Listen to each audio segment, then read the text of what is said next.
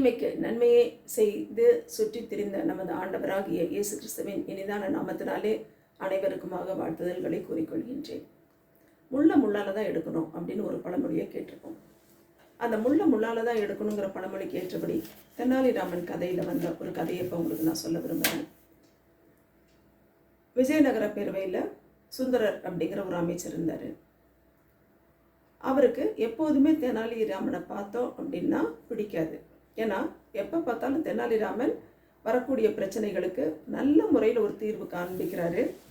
ராஜாவுக்கு ரொம்ப ஏற்ற ஒரு அமைச்சராக இருக்கார் அப்படிங்கிறது இந்த மந்திரிக்கு பிடிக்கலை. அதனால் எப்போதுமே அவர் மேலே ஏதாவது ஒரு குற்றம் சொல்லணும், எதையாவது ஒரு பழியை சொல்லணும், அவர் பேரை கெடுக்கணும் அப்படிங்கிற மாதிரியே யோசிச்சுட்டு இருந்தார். அப்படி இருக்கக்கூடிய காலத்தில் ஒரு நாள் அவர் ராஜகுருவை சந்திக்க போகிறாரு. ஏன்னா ராஜகுரு எது சொன்னாலும் அது அதிகபட்சம் ராஜா எல்லாத்தையுமே கேட்டுக்கிறவராக இருப்பார். அதனால் ராஜகுரு சொன்னால் தெனாலிராமனை பற்றி ஒரு அவதூறான செய்தியை மன்னனோட மனதில் பதிக்க முடியும் அப்படின்னு அவர் எண்ணினதுனால ராஜகுருவை பார்க்க போகிறாரு. ராஜகுருக்கிட்ட பேசிகிட்டு இருக்காரு. தெனாலிராமன் அப்படி செய்கிறான் இப்படி செய்கிறான் அப்படின்னு சொல்லிட்டு அப்புறம் அப்படியே அவருக்கும் இன்னும் கொஞ்சம் அந்த எண்ணம் வலுக்கணுங்கிறதுக்காக நீங்கள் சொல்லக்கூடிய வார்த்தைகளை கூட பாருங்கள், ஒரு சில நேரம் பார்த்தா அதை அப்படியே அவமதிக்கிற மாதிரி அவரோட பார்வை இருக்குது அப்படின்னு சொல்லவும் ராஜகுரு அப்படியே யோசிக்கிறாரு. அப்படியே அப்போ என்ன ஆமோதிக்கிற மாதிரி, ஆமாம் நம்ம சொல்லக்கூடியது கூட ஒரு சில நேரம் தெனாலி இப்படி தான் பண்ணுறாண்டி அப்படின்னு சொல்லிட்டு அந்த அமைச்சர் சுந்தரர் சொல்லக்கூடிய காரியங்களுக்கு மறுத்து எதுவும் பேசலை. ஆனால் அது எல்லாத்தையும் ஆமோதிக்கிற மாதிரி கேட்டுக்கிட்டே வர்றாரு. அப்புறம் இப்போ என்ன செய்யணும்னு நினைக்கிற அப்படின்னு கேட்கும் பொழுது, நீங்கள் ராஜா கிட்ட பேசணும் அப்படிங்கும் பொழுது அது மட்டும் என்னால் கண்டிப்பாக முடியாது அப்படின்னு ராஜகுரு சொல்லிடுறாரு. அப்போ நீங்கள் எதுவும் பேச வேணாம், நான் சொல்லும் பொழுது எதிர்த்து மட்டும் எதுவும் பேசாமல் இருங்க போதும் அப்படின்னு சொல்கிறாரு சுந்தரர். சொல்லிவிட்டு இதை எப்படி எனக்கு பார்க்க தெரியும் நான் பார்க்குறேன் அப்படின்னு சொல்லிட்டு போகிறாரு. போகும்பொழுது அரசர் தனியாக இருக்கக்கூடிய நேரத்தில் போகிறாரு. என்னென்ன காரியங்களும் அவரால் சொல்ல முடியுமோ அனைத்தையும் தெனாலியை பற்றி சொல்லிடுறாரு. ராஜாட்ட சொல்லவும் ராஜாவுக்கு ஒரு நிமிஷம் தெனாலியை போய் இப்படி சொல்கிறாங்களே அப்படின்னு சொல்லி நினச்சாலும் என்னதான் சொன்னாலும் உண்மையை பொய்யா திரிச்சு சொல்லும்போது திரும்ப திரும்ப திரும்ப சொல்லிக்கிட்டே இருந்தாங்கன்னா ஒருவேளை அது உண்மையாக இருக்குமோ அப்படிங்கிற ஒரு எண்ணம் எல்லார் மனசுலையும் வந்துடுது.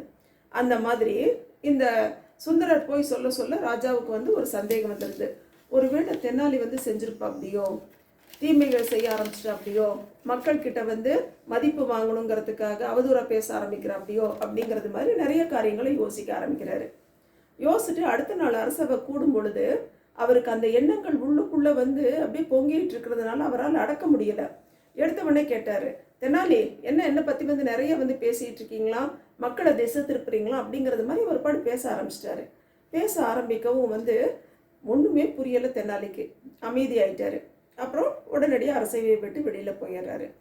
போனதுக்கப்புறம் எல்லாருக்கும் ஒரு கொண்டாட்டம். அதுவும் முக்கியமாக அந்த சுந்தரருக்கு எப்படியோ இன்றைக்கி ராஜா மனசை கெடுத்து நம்ம தெனாலியை வெளியே அனுப்பிட்டோம் அப்படிங்கிற ஒரு நிம்மதி இருந்தது. அப்புறம் சாயங்கால பொழுதில் தெனாலி வர்றாரு. வாங்க ராஜா அப்படின்னு சொல்லி இருட்டு நேரம் ஆனதுக்கப்புறம் அவர் அப்படியே கூட்டிகிட்டு போகிறாரு. எங்கே போகிறாரு அப்படின்னு பார்த்தோம்னா ராஜகுரு வீட்டுக்கு போகிறாரு. ராஜகுரு வீட்டில் ஜன்னல் வழியாக இங்கே பாருங்க அப்படின்னு சொல்லி 2 பேரும் அமைதியாக நின்று பார்த்துட்ருக்காங்க. அங்கே சுந்தரர் ராஜகுரு வீட்டுக்கு போயிட்டு, பார்த்தீங்களா இன்னைக்கு தெனாலியை பற்றி சொன்னோம், ராஜா நம்பிட்டார் பார்த்தீங்களா, இதே மாதிரி இன்னும் கொஞ்சம் சொல்ல பார்த்தோம் அப்படின்னா முழுக்க தெனாலி மேலே அவருக்கு ஒரு வெறுப்பு வந்துடும், இதை எப்படியாவது நான் செஞ்சு முடிச்சிருவேன் அப்படின்னு சொல்லி இந்த சுந்தரர் சொல்ல ராஜகுரு மறுபடியும் அதே மாதிரி எல்லாத்தையும் கேட்டுக்கிறாரு. ஆனால் எதிர்த்து எதுவுமே பேசலை. சரின்னு சொல்லிட்டு இதை கேட்டுட்டு ராஜா என்ன பண்ணுறாரு, வெளியில் வராரு. வந்துட்டு தெனாலி, இப்போ நான் சுந்தரர் பண்ணது தான் தப்புங்கிறத ஒத்துக்கிறேன். ஆனால் சுந்தரரை ராஜகுருவோட பழக விட்டோம்னா நல்லா இல்லை, ராஜகுருவையும் சுந்தரரையும் எப்படியாவது நம்ம பிரிக்கணும், பிரித்தாதான் இது நாட்டுக்கு நல்லதாக இருக்கும், இல்லைன்னா தேவையில்லாத பிரச்சனைகளை சுந்தரர் உருவாக்குவாரு அப்படின்னு சொல்லி சொன்னதுனால சரி ராஜா இதை என்கிட்ட விட்டுருங்க நான் பார்த்துக்கிறேன் அப்படின்னு சொல்லிட்டு போயிடுறாரு. போனதுக்கப்புறம் ஒரு 2 நாள் கழித்து என்ன பண்ணுறாரு, தெனாலி 2 பேரையும் விருந்துக்கு கூப்பிட்றாரு. ராஜகுருவையும் கூப்பிட்றாரு, சுந்தரரையும் கூப்பிட்றாரு. 2 பேரும் சந்தோஷமாக வராங்க விருந்துக்கு. அப்போ அவர் என்ன பண்ணுறாரு அப்படின்னா சுந்தரர் பக்கத்தில் போய் உட்காந்துக்கிறாரு தெனாலி. ராஜகுரு ஒரு பக்கம் இருக்க, சுந்தரரும் தெனாலியும் ஒரு பக்கம் இருக்காங்க. சாப்பிட ஆரம்பிக்கிறாங்க. சாப்பிட ஆரம்பிக்கும் போது தெனாலி அந்த சுந்தரர் பக்கமாக சாஞ்சு சொல்கிற மாதிரி வாய் அசைக்கிறாரு. அவர் வந்து எல்லாத்தையும் அந்த வாய் அசைச்சு கொஞ்ச நேரம் இருந்து முடிஞ்சதுக்கப்புறம், சரி நான் சொன்னதை யாருக்கும் வெளியில் சொல்லிடாதீங்க அப்படின்னு சொல்லி சுந்தரர்கிட்ட தெனாலி சொல்கிறாரு. அவருக்கு ஒன்றுமே புரியல. அப்படின்னு மட்டும் கேட்டுக்கிட்டாரு. சொல்லிட்டு தெனாலி வெளியில் போயிடுறாரு.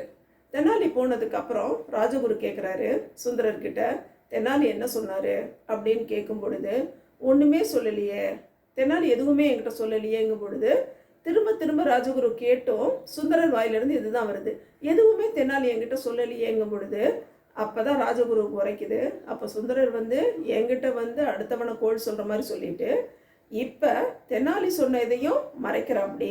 அப்போ இனிமேல் சுந்தரரை நம்பி பிரயோஜனம் இல்லை, சுந்தரரோட நட்பு இனிமேல் கண்டிப்பாக நமக்கு இருக்கவே கூடாதுன்னு சொல்லி அவரும் என்ன பண்ணுறாரு, அந்த இடத்த விட்டு வேகமாக போயிடுறாரு. ஆக மொத்தம் அங்கே தெனாலி எதுவுமே சுந்தரர்கிட்ட சொல்லலை, வாயை மட்டும்தான் அசைச்சாரு.